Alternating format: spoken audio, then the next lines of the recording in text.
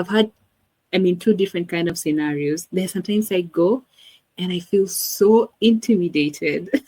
And then sometimes I go and I'm just okay. And I realize the difference is if you just open up to somebody and just start having a conversation, it's gonna be very difficult at the start, but then it's going to ease in and then it's gonna be very easy.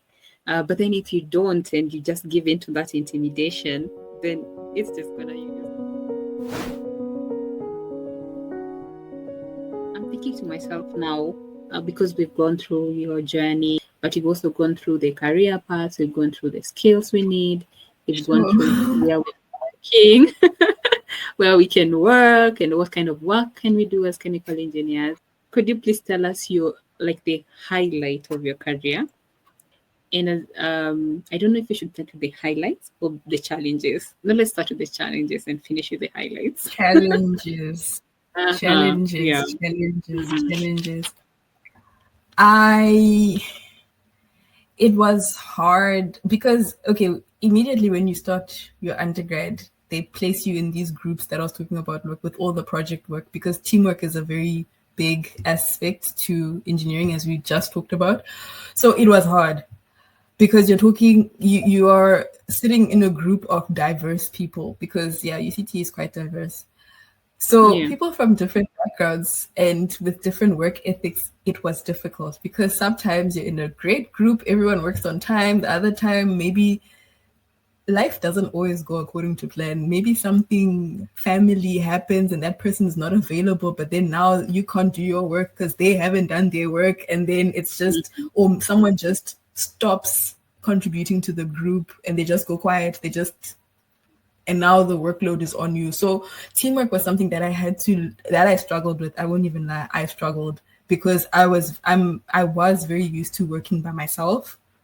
Okay. Even like in high school, I would study by myself. I was just, but then it really helped me also come out of my shell a bit. I am shy. I get nervous when it comes to speaking and all of that. So also presentations Rufaro, can I just interject? Can I just say something? Yes. No one can tell. I'm telling you, no one can tell. You look so extroverted. I didn't expect you. Yeah. No, I am shy. I'm telling you. So it was difficult. Like I still remember my first presentation because I thought that, yes, it's good to have like cue cards or to write down a speech. But then the problem with doing that was if I didn't get it word for word, I would stop and I would just be like, and I'll just withdraw. And so that was a challenge that chemical engineering helped me because of the presentations that we do. I'm telling you, every semester, you're having a presentation either by yourself or as a group. That was difficult because but it really did help me because now if I have to present something, yes, I'll have cue cards or something, but then I'm able to get my message across and So it was challenging, but it helped me. It really helped me in the long run. Another thing that was challenging, just the jump from high school to uni. I struggled with the workload. I struggled particularly with maths. I still remember my first class test came back with what was it? I think I had like a 20-something%. And I was like, what? You're not just a UCT because normally UCT people were basically top in their classes back in high school. So now being put in a class with the smart people, the smart kids, it really did something to my confidence when I wasn't doing as well. But then what I learned, that's also when I learned another aspect of teamwork. You can't step back. Because I used to be like, no, let's do like the whole thing of being individualistic. No, it doesn't work. Yeah. You need to work with people. You need to work with people. You need to be part of the community. Whether it's just have a good second day, you need a degree. And you need to work with people who are also focused. So I from first year, when after I got that 28, that was the lowest mark I ever had in my university career. I was like, nope, this is not who I'm going to be. This is not who Yeah. I'm going to be. So from there, I don't want to lie to you. After first year, the rest of my undergrad journey was smooth. Once I realized, no, this is the work ethic that I need. I need to always be working hard. I need to always be, I was like, okay, but not to say that I was always just working, just in case other students or aspiring engineers not.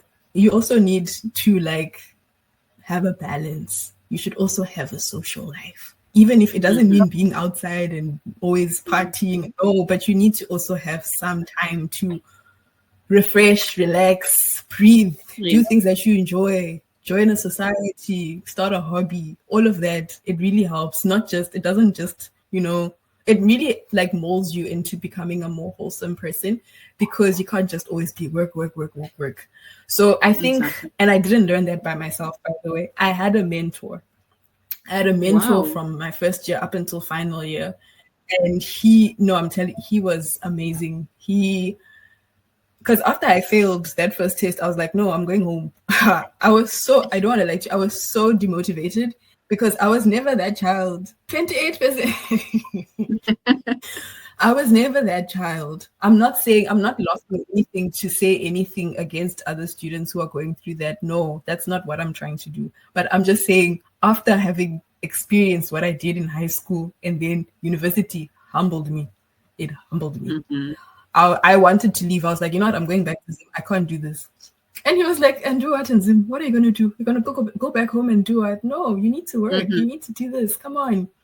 And like, he really helped me.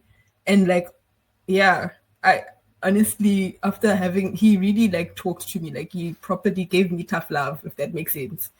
And from then on, I think my undergrad was a breeze. But now, post-grad,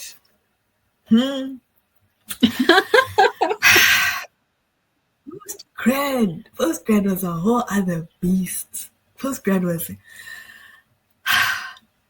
I don't want to lie to you, Marianne. My master's was hectic.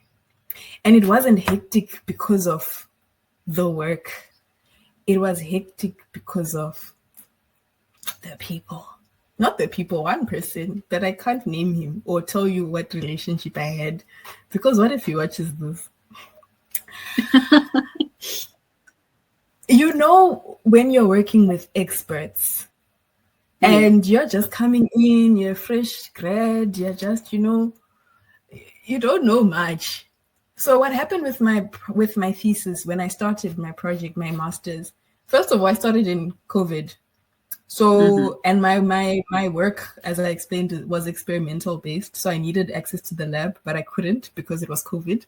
So I started by basically not doing anything because I could. My master's was research based. There wasn't any coursework. It was research based. So in the first year, I literally could not go to campus. So I couldn't do anything in the first year, which was, no one, like, obviously the whole world, like, was at a standstill, obviously. But yeah, so the first year was terrible. The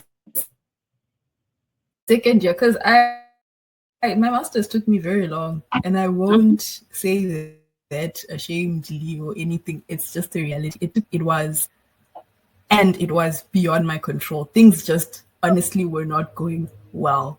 Things were going terribly wrong. In my second year of my master's, that enzyme, the one that I was telling you about from the mushroom, it wasn't working.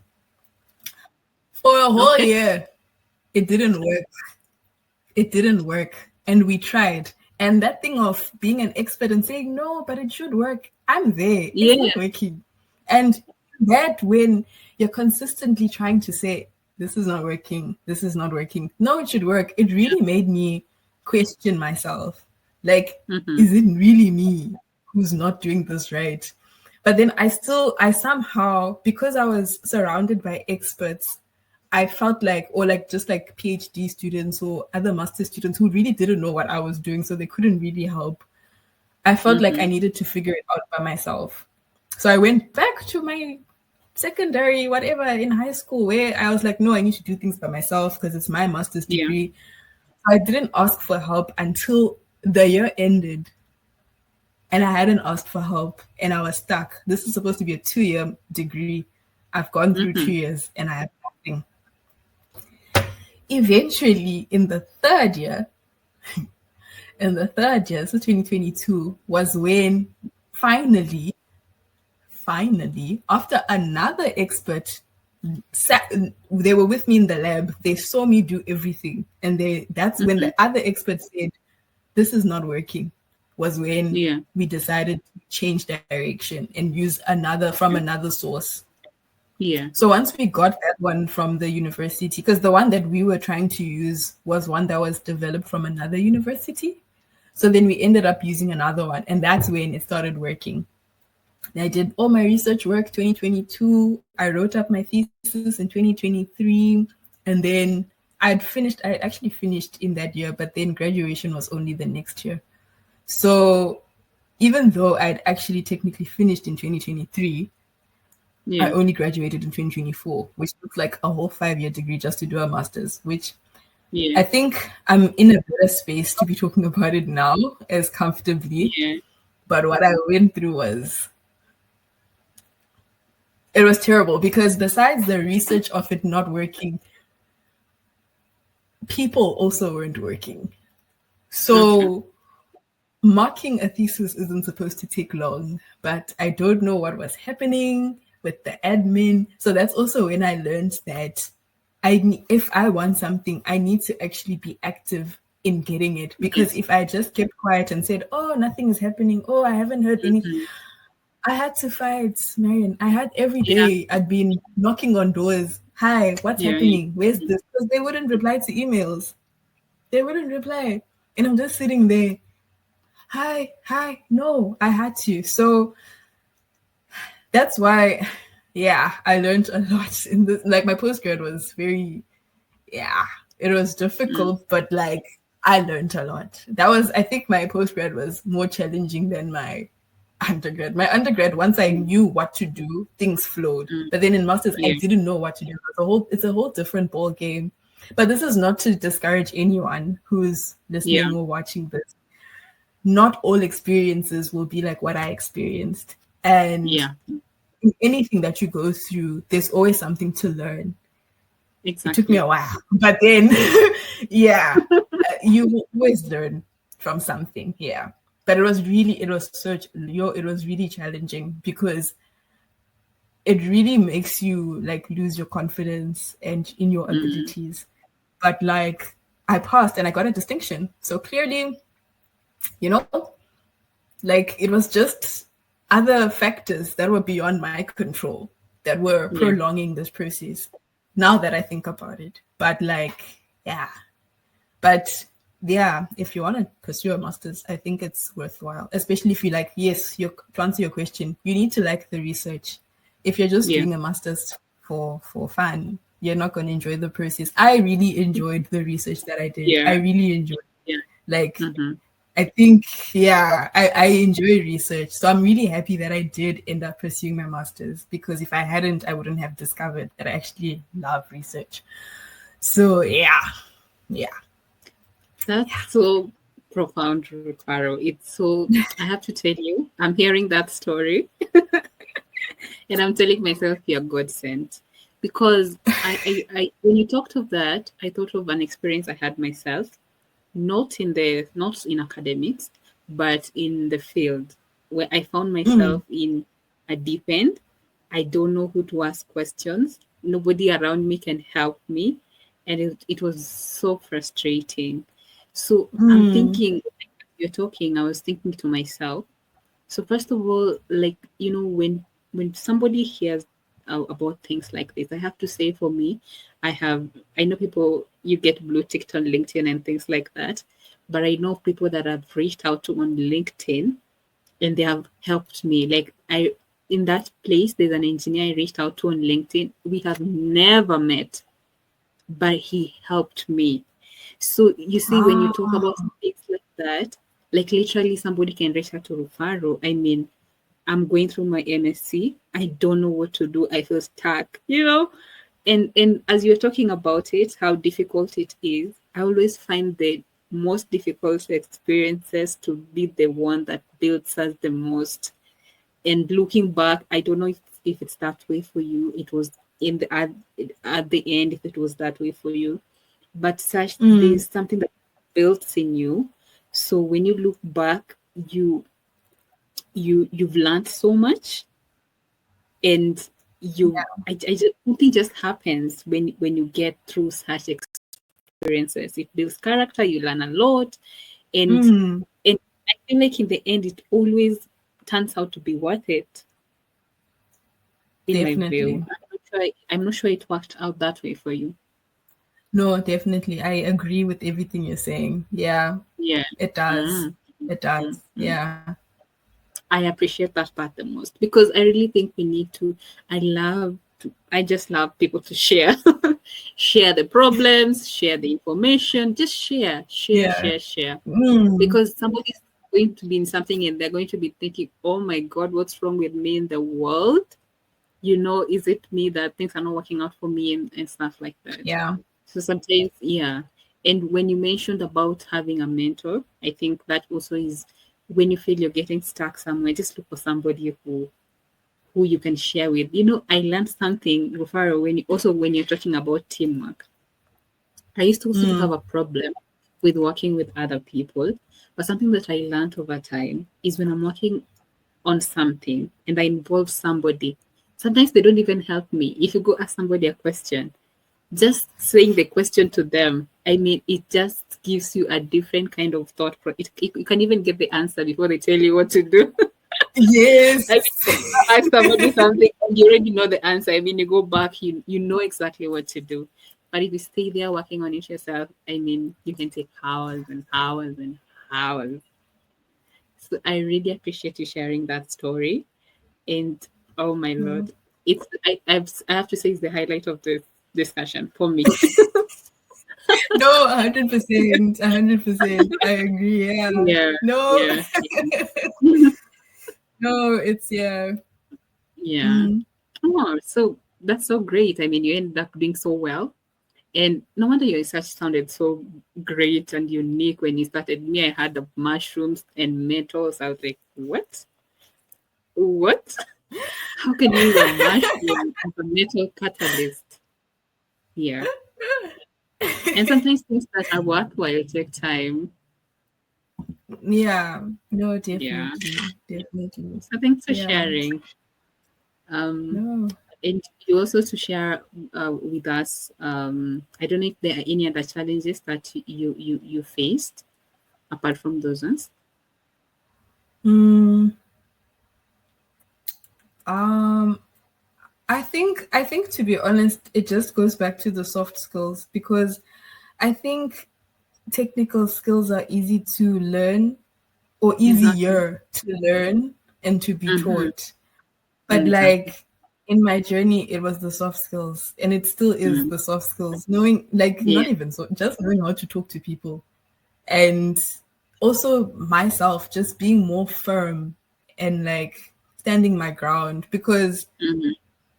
I have the degree. I am a master's student. Yeah. I have the degree. So it's just stepping into what exactly I am because like imposter syndrome had me for a very long time. Like Yeah. I completely felt like no, this is clearly not for me. There's something wrong with me. But no, there's nothing wrong with me. So it's Exactly. changing my mindset. That like the growth, the what I've gone through is more of like personal development and growth on myself on my behalf as opposed to learning skills and all. I think technical skills, I don't think for me, for my journey personally, technical skills you can always teach them, you can always be taught, but Mm-hmm. it's who you become as a person Yeah. and looking for like the learning outcomes from it and not Mm-hmm. just saying, oh no, it's me being a victim. Like you can't have a victim mentality. You have to just, Exactly. Yes. yeah. So yeah, so for me, my challenges were really with people, not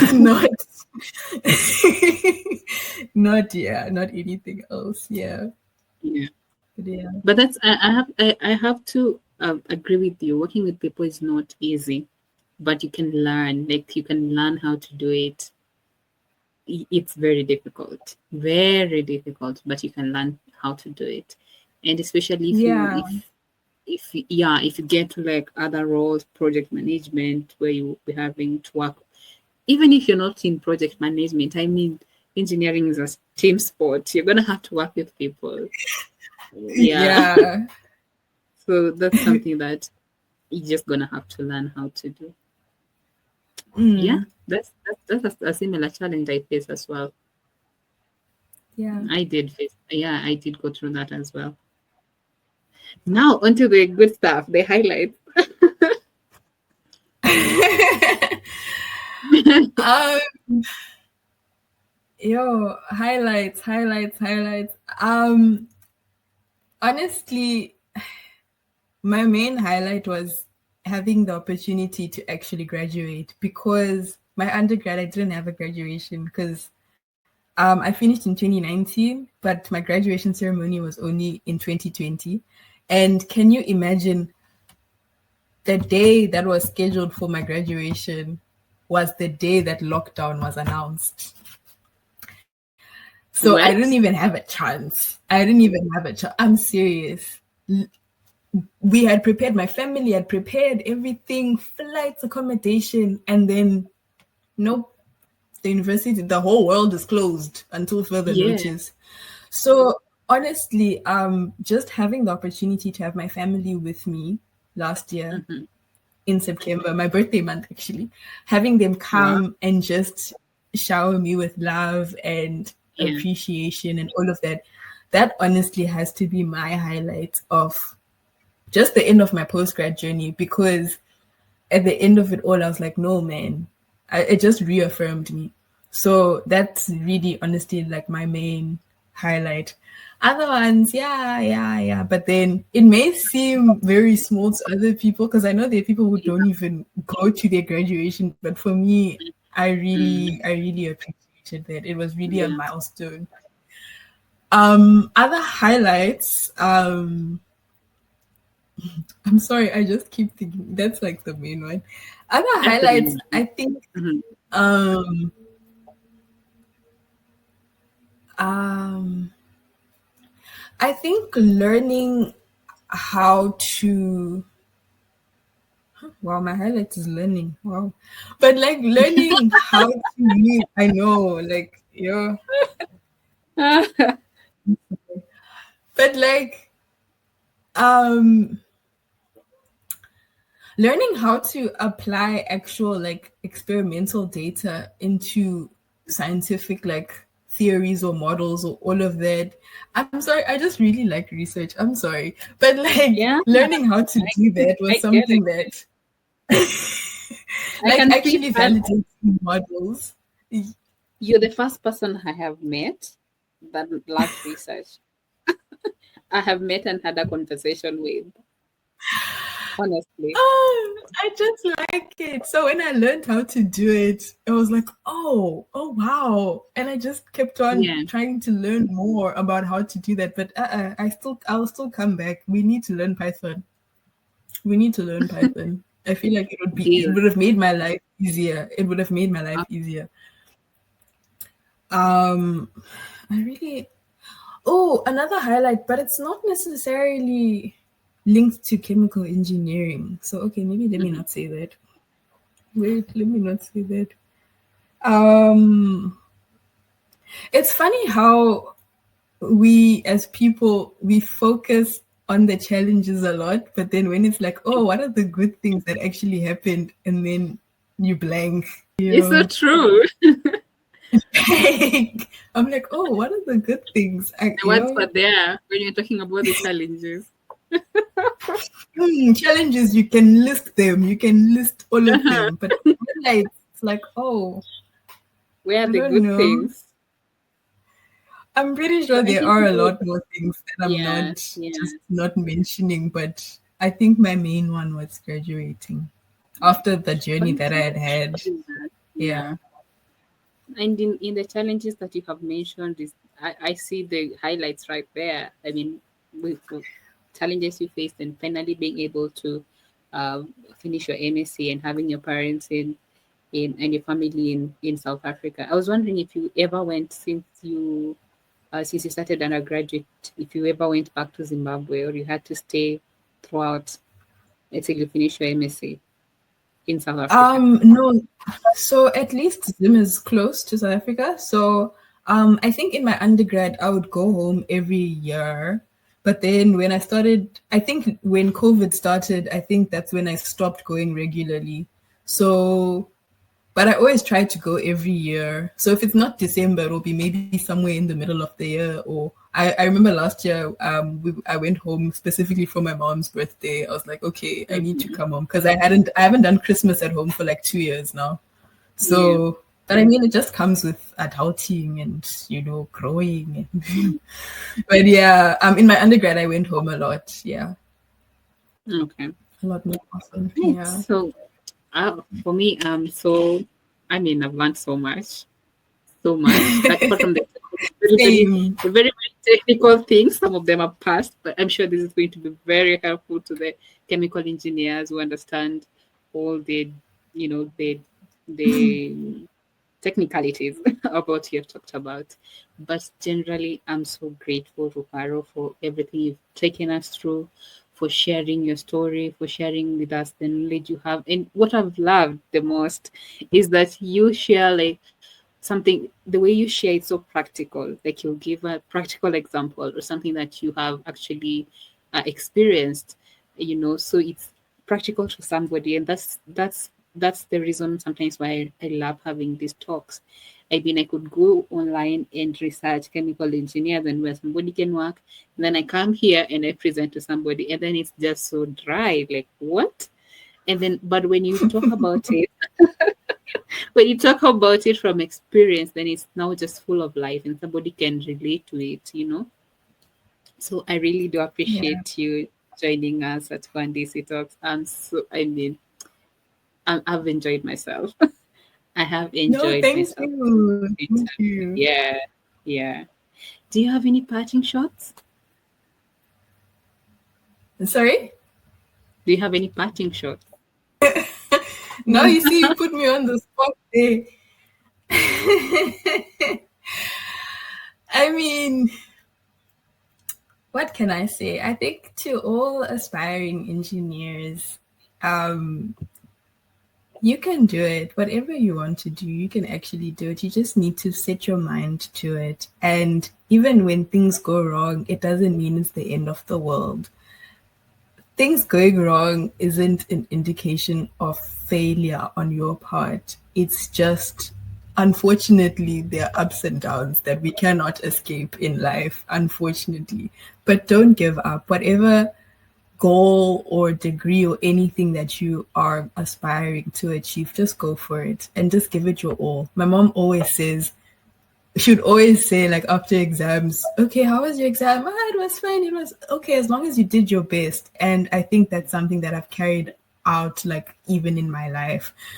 With everything that I do, I always make sure that I do my best so that I don't want to have any regrets or anything. So just do your best. And yeah, that's all. Oh, that's perfect. That's excellent. Honestly, yeah. As long as you do your best. Yeah. Mm, mm. Um, Thank you so much, Rufaro. I really do No, appreciate you. thank I you. really do No, appreciate. thank you. Thank you for not ghosting me on LinkedIn. Thank you for taking time. Thank you for taking Mm. time today. Thank you for sharing your heart. Like I felt like you've shared your heart. You just haven't been speaking to us. You've literally shared your heart out. There's sometimes that I learn one thing, just one, and it changes everything for me. It changes everything. Mm-hmm. I'm just hoping Mm-hmm. that you've learned at least one thing that is going to impact your life. Thank you so much for joining us. This is Uhandisi Talks. Thank you, Rufaro. I hope to see you again. So So that's it much. today. Thank you. And Yeah. for this platform. Thank you so much. Yeah. Karibu. Karibu is, I'm so sorry. Karibu is Swahili. So here there is a language, Swahili. So karibu is you're welcome. Yeah, so you're most welcome. Yes. Yeah, yeah, Nice. Okay. yeah. Thank you. Sure. Asante sana. Oh, my lord, that's so good. You got it. That's it. Where did you learn that? I mean, you said it so well. Sure, like with the accent and I knew everything. you would say that. I mean, almost thought you're Kenyan already. I get that a lot. No, I met East Africans during my undergrad. Yes, Kenyans, Tanzanians. Yeah. So unfortunately, I couldn't. I can't speak Swahili that well, but yeah, I remember that one. I remember Asante Sana. I remember Karibu. Okay. Yeah. All right. So All yeah. right. Thank Anyway, you. yes. That's it for our viewers today. Feel free to put in the comment section what you've learned, some of the things that you need us to cover for our next topics, because this content is literally for you. So if we can tailor the content to what's touching you, then that's the only way we can make impact. Otherwise, we'll just be putting content out there that really doesn't help anybody.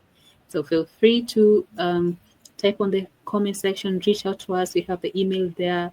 Whatever it is that you feel we need to discuss, we'll definitely research, get somebody to speak about it, and just share information that we need. That's all from us today. This is Uhandisi Talks, and my name is Barry Golder. Goodbye.